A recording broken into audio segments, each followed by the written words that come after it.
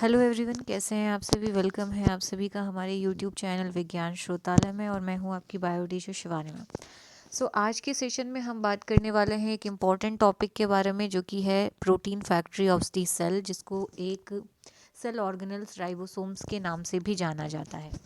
ये cell organelles ribosome जो होता है वो हमारे बॉडी में सेल में पाया जाता है, जिसको protein factory of the cell कहा जाता है, क्योंकि हमारे बॉडी के इंटरनली प्रोटीन का फॉर्मेशन यही करता है। सबसे पहले तो आज के सेशन में हम इसके बारे में डिटेल में जानने की कोशिश करेंगे और मैं कोशिश करूंगी कि आज का सेशन आपके लिए अच्छा हो और आपको सारी चीज़ें राइबोसोम से रिलेटेड समझ में आ जाए। तो चलिए स्टार्ट करते हैं अपने सेशन को। जैसा कि हम राइबोसोम्स के बारे में बात कर रहे थे, और ये राइबोसोम्स हमारे शरीर में मैसेंजर और आरएनए और ट्रांसफर आरएनए को रीड करके प्रोटीन का निर्माण करता है। जी हाँ, ये प्रोटीन फैक्ट्री इसीलिए कहलाता है क्योंकि ये प्रोटीन का निर्माण करता है, और प्रोटीन का निर्माण करने के लिए हमारी बॉडी में मैसेंजर आरएनए और ट्रांसफर आरएनए को रीड करके ये प्रोटीन का निर्माण करता है। ज़्यादातर देखने को ये मिलता है कि ये जो राइबोसोम जो कि आप अपने स्क्रीन पे देख पा रहे हो, ये राइबोसोम अमाइनो एसिड को रीड करता है। अब आपको पता है कि प्रोटीन्स 20 टाइप्स के अमाइनो एसिड से मिलकर बना होता है। जी हाँ, एक प्रोटीन 20 प्रकार के अमाइनो एसिड से मिलकर बना होता है, और ये जो अमाइनो एसिड होता है ये आपके प्रोटीन को सिंथेसाइज करते हैं। ठीक है, आप इस डायग्राम पे भी देख सकते हो, जो इमेज आपको स्क्रीन पे नज़र आ रही है, अमाइनो एसिड का ये चेन है जो कि प्रोटीन को सिंथेसाइज कर रहा है।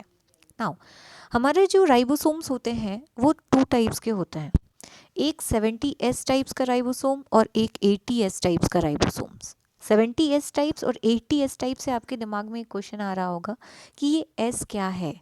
जी हाँ, S क्या है, S के बारे में भी बात करेंगे।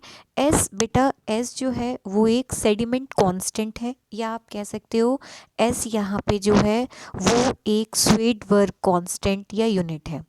अब ये स्वेडबर्ग कांस्टेंट क्या होता है, ठीक है ना, हम बात करेंगे स्वेडबर्ग कांस्टेंट के बारे में। तो इसे हम टाइम का यूनिट भी मानते हैं। ओके, इसे हम टाइम का यूनिट भी मानते हैं।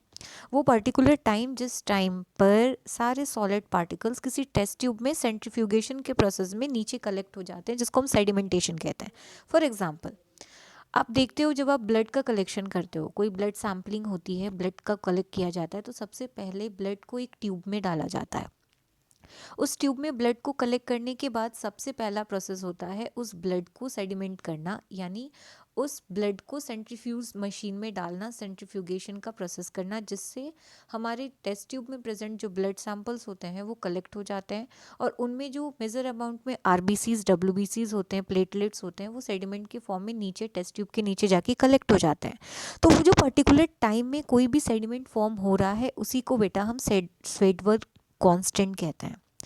एक स्वेडवर्ग इज इक्वल टू 10⁻⁻13 सेकेंड होता है। एक स्वेडवर्ग में 10⁻⁻13 सेकेंड होता है।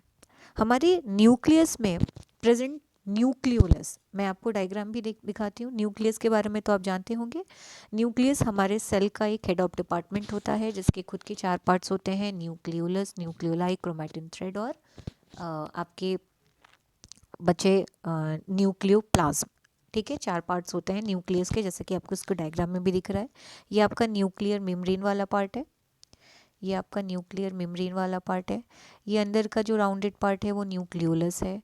अंदर फ्लूइड है जिसको न्यूक्लियोप्लाज्म कहते हैं, और एक जेनेटिक मटेरियल है जो कि थ्रेड के फॉर्म में नज़र आ रहा है। हमारे न्यूक्लियस में ये जो न्यूक्लियोलस होता है, ये आप देख पा रहे हो, इस इमेज को आप देख पा रहे हो, इसे हम न्यूक्लियोलस कहते हैं। इसमें एक स्पेशल जीन सीक्वेंसिंग डीएनए होता है, जिसे हम राइबोसोमल डीएनए कहते हैं। क्या कहते हैं बेटा? इसे हम कहते हैं राइबोसोमल डीएनए। क्या कहते हैं? Ribosomal DNA. और ये राइबोसोमल डीएनए कहाँ पाया जाता है? हमारे न्यूक्लियस के अंदर, न्यूक्लियोलस में पाया जाता है। और ये राइबोसोमल डीएनए ट्रांसक्रिप्शन के प्रोसेस की हेल्प से क्या बनाता है? ये राइबोसोमल डीएनए ट्रांसक्रिप्शन प्रोसेस की हेल्प से आरआरएनए बनाता है। आरआरएनए क्या होता है? आरआरएनए मतलब राइबोसोमल आरएनए, हालांकि आर को स्मॉल लेटर में लिखता है। ट्रांसक्रिप्शन एक ऐसा प्रोसेस होता है जहाँ पे डीएनए से आरएनए का फॉर्मेशन होता है, और यहाँ पे राइबोसोमल डीएनए से क्या बन रहा है? राइबोसोमल डीएनए से आरएनए बन रहा है, वो भी राइबोसोमल आरएनए बन रहा है। ये rRNA 40S, ओके, 40S प्रकार का आरएनए होता है। कितने प्रकार का आरएनए होता है बच्चों? ये 40S प्रकार का आरएनए होता है। 45S टाइप का, और S के बारे में हमने बताया 45S में S क्या है आपका? सेडिमेंट कोफिशिएंट है, स्वेडबर्ग कांस्टेंट है, ठीक है। तो ये rRNA 45S प्रकार का आरएनए होता है जो 3 पार्ट्स में ब्रेक हो जाता है। वो 3 पार्ट्स भी हम देख लेते थे, कौन कौन से 3 पार्ट में वो ब्रेक होता है। सबसे पहला पार्ट होता है 28S, दूसरा पार्ट होता है 5.8S, तीसरा पार्ट होता है 18S। ये 3 अलग अलग पार्ट्स में हमारा ये जो 45S टाइप का आरएनए होता है वो टूट जाता है, ठीक है। इसके अलावा ये जो 5 जो एस होते हैं, यानी 5 टाइप ऑफ एस होते हैं, इसके अलावा भी special type of 5 type of S RNA जो होते हैं राइबोसोम्स में पाए जाते हैं, जो न्यूक्लियस में बनते हैं। अब ये सारे के सारे राइबोसोम्स से बाहर आकर एक प्रोटीन बनाते हैं, ठीक है, प्रोटीन का स्ट्रक्चर बनाते हैं जिससे राइबोसोमल प्रोटीन कहते हैं।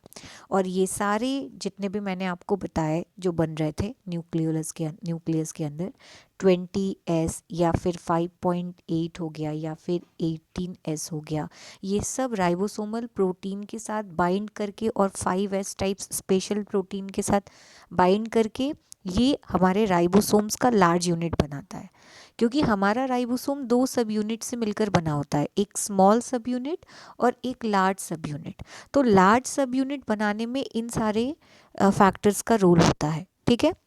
और स्मॉल सब यूनिट जो होता है वो 18S टाइप्स के राइबोसोम से बनता है, ठीक है। ये 18S टाइप का राइबोसोम जो होता है वो राइबोसोमल प्रोटीन के साथ मिलकर स्मॉल सब यूनिट बनाता है। और ये दोनों सब यूनिट जब न्यूक्लियस से बाहर आते हैं तो मैसेंजर आरएनए से अटैच होकर ट्रांसफ़र आरएनए से बाइंड करके ट्रांसलेशन का प्रोसेस कंप्लीट करते हैं। और ट्रांसलेशन एक ऐसा प्रोसेस होता है जहाँ पे प्रोटीन का सिंथेसिस होता है, ठीक है, प्रोटीन का सिंथेसिस होता है। तो डैट मीन्स कि राइबोसोम एक इतना इम्पॉर्टेंट फैक्टर है जो हमारे बॉडी में अमाइनो एसिड को रीड करके प्रोटीन का सिंथेसिस करता है। तो मेनली प्रोटीन के सिंथेसिस में इस एक इम्पॉर्टेंट सेल ऑर्गेनल्स का बहुत बहुत ही इम्पॉर्टेंट प्ले है, ठीक है, जो कि हमारे बॉडी में हमारे सेल्स के एक इम्पॉर्टेंट सेल ऑर्गेनल्स मानी जाती है जो कि प्रोटीन का सिंथेसिस करती है। सो आई होप कि आज के सेशन में आपको राइबोसोम्स के बारे में जो बेसिक कॉन्सेप्ट है वो क्लियर हो गया होगा कि राइबोसोम किस तरीके से काम करता है और राइबोसोम प्रोटीन का सिंथेसिस कैसे करता है। सो फिर मिलेंगे नेक्स्ट सेशन में बच्चों एक नए टॉपिक के साथ। तब तक के लिए थैंक यू।